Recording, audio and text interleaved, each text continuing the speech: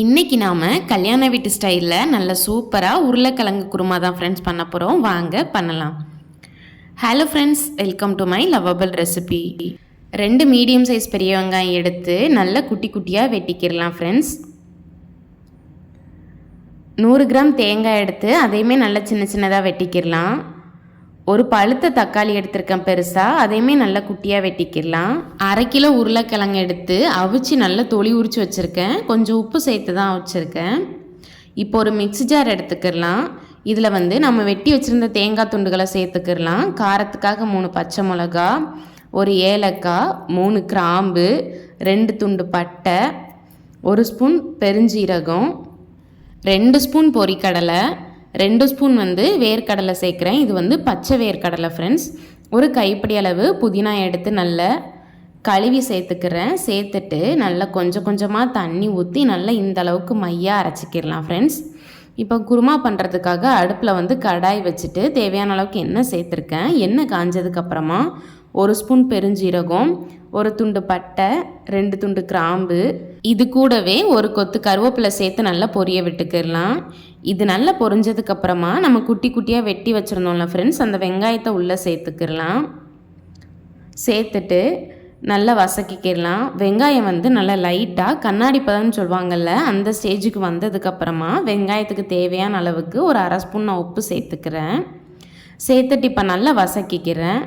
வெங்காயம் நல்லா ப்ரௌன் கலருக்கு வரும்ல ஃப்ரெண்ட்ஸ், அந்த ஸ்டேஜ் வரைக்கும் வசக்கணும் பாருங்கள். இந்த அளவுக்கு வசக்கினதுக்கப்புறமா நம்ம வெட்டி வச்சுருந்த தக்காளியை உள்ளே சேர்த்து நல்லா மிக்ஸ் பண்ணிக்கிடலாம். வெங்காயமும் தக்காளியும் நல்லா குலைவாக வேகணும் ஃப்ரெண்ட்ஸ். கொஞ்சம் நல்லாவே நம்ம வசக்கிக்கிடலாம் எண்ணெயில். பாருங்கள், இந்தளவுக்கு நல்லா வசக்கினதுக்கப்புறமா 1 ஸ்பூன் இஞ்சி பூண்டு பேஸ்ட்டு சேர்த்துக்கிறேன் ஃப்ரெண்ட்ஸ். ரொம்ப வசக்கணும்னு அவசியம் இல்லை. 1 நிமிஷத்துக்கு மட்டும் மீடியம் ஃப்ளேமில் வச்சு வசக்கினா போதும். இப்போ இதோட பச்சை மணம் போனதுக்கப்புறமா குழம்பு மசாலா பொடி நான் 2 ஸ்பூன் சேர்க்குறேன் ஃப்ரெண்ட்ஸ். உருளைக்கிழங்கு நம்ம வச்சு பண்ண போகிறதுனால ஒரு 1/2 ஸ்பூன் பெருங்காய பொடி சேர்த்துக்கிறேன். 1/4 ஸ்பூன் மஞ்சள் பொடி, 1/2 ஸ்பூன் கரம் மசாலா பொடி சேர்த்துக்கிறேன். சேர்த்துட்டு இது எல்லாமே நல்லா வெங்காயம் தக்காளியில் மிக்ஸ் ஆகிற அளவுக்கு நல்லா கலந்துக்கிறேன். இப்போ நான் அடுப்பை லோ ஃப்ளேமுக்கு மாற்றிட்டேன் ஃப்ரெண்ட்ஸ். இப்போ ஒரு 1/2 ஸ்பூன் வத்தத்தூள் சேர்த்து நான் நல்லா மிக்ஸ் பண்ணிக்கிறேன் ஃப்ரெண்ட்ஸ். ஒரு 1 நிமிஷம் இந்த மாதிரி கலந்துக்கிட்டே இருக்கணும். அதுக்கப்புறமா 1 டம்ளர் நான் தண்ணி சேர்த்துக்கிறேன் ஃப்ரெண்ட்ஸ்.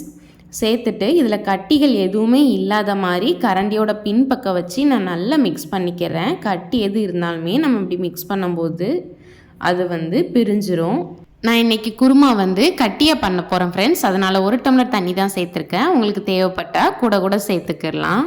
அடுப்பை ஹை ஃப்ளேமுக்கு மாற்றிட்டு ஒரு 2 நிமிஷம் விட்டுட்டேன் ஃப்ரெண்ட்ஸ். பாருங்கள், இது நல்லா தரன்னு கொதிக்குது. இந்த ஸ்டேஜில் நம்ம அரைச்சி வச்சுருந்த பேஸ்ட்டை உள்ளே சேர்த்துக்கிடலாம். மிக்ஸி ஜார் அலசிட்டு அந்த தண்ணியையும் நான் கொஞ்சம் சேர்த்துருக்கேன். மொத்தம் 1.5 டம்ளர்.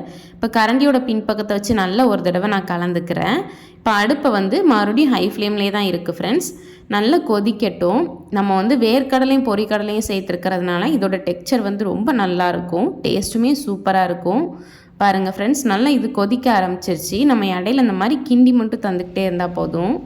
குருமா லைட்டாக கொதி வர ஆரம்பித்தோடனே நான் அவிச்சு வச்சுருக்கிற உருளைக்கிழங்க உள்ளே சேர்த்துக்கிறேன் ஃப்ரெண்ட்ஸ். நான் இன்றைக்கி உருளைக்கிழங்க 3/4 வேக்காடாக தான் அவிச்சு எடுத்திருக்கேன். அதனால தான் இது லைட்டாக கொதிக்கும் போதே நான் உருளைக்கிழங்க சேர்த்துட்டேன். ஒரு தடவை மிக்ஸ் பண்ணிக்கிடலாம். 3 நிமிஷம் கழித்து பாருங்கள் ஃப்ரெண்ட்ஸ், நம்மளோட குருமா நல்லா தரன்னு கொதிக்குது. இந்த ஸ்டேஜில் நான் ஒரு 1/2 ஸ்பூன் உப்பு சேர்த்துக்கிறேன். ஆல்ரெடி நம்ம உருளைக்கிழங்கு அவிக்கும் போதும் வெங்காயம் வசக்கும் போதும் சேர்த்துருக்கோம். அதனால நான் ஒரு 1/2 ஸ்பூன் உப்பு சேர்க்குறேன்.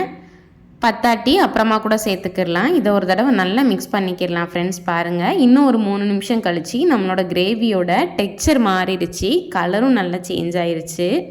இப்போ இடையில நம்ம ஒரு தடவை கிண்டி கொடுத்துக்கிடலாம். பாருங்கள் ஃப்ரெண்ட்ஸ், இப்போ நம்மளோட கிரேவி நல்லா கொதிச்சு நல்லா மணம் வர ஆரம்பிச்சிருச்சு. உருளைக்கிழங்குமே நல்லா மசியலாக வெந்துட்டு இதுதான் கரெக்டான பக்குவம். இந்த ஸ்டேஜில் ஒரு கைப்பிடி அளவு புதினா எடுத்து மேல்டாப்பில் தூவி மிக்ஸ் பண்ணிக்கிடலாம். அடுப்பு இப்போ லோ ஃப்ளேமுக்கு மாற்றிட்டு ஒரு 5 நிமிஷத்துக்கு அப்படியே விட்டுறலாம் ஃப்ரெண்ட்ஸ். இதே ஸ்டைலில் நான்வெஜ்ஜு சேர்த்துமே செய்யலாம் ஃப்ரெண்ட்ஸ். அதோட டேஸ்ட்டுமே ரொம்ப பக்காவாக இருக்கும். மொத்தம் ஒரு 20 நிமிஷத்துலேயே நம்மளோட அந்த ரெசிபி தயாராகிரும் ஃப்ரெண்ட்ஸ். பாருங்கள், 5 நிமிஷம் லோ ஃப்ளேம்லேயே வச்சதில் நம்மளோட குருமா நல்லா கெட்டியாகி நல்ல சூப்பராக கல்யாண வீட்டு ஸ்டைலில் கிடச்சிருச்சு ஃப்ரெண்ட்ஸ். இதை வந்து நம்ம ரசம் சாதம், சாம்பார் சாதம், அதுக்கப்புறம் எல்லா டிஃபன் ஐட்டத்து கூடமே தொட்டுக்கிடலாம். ரொம்ப பக்காவான காம்போவாக இருக்கும் ஃப்ரெண்ட்ஸ். கட்டாயம் இந்த வீடியோ உங்களுக்கு பிடிச்சிருக்குன்னு நம்புகிறேன். இந்த ரெசிபியை ட்ரை பண்ணிவிட்டு உங்களோட ஃபீட்பேக் என்னோட ஷேர் பண்ணுங்கள் ஃப்ரெண்ட்ஸ்.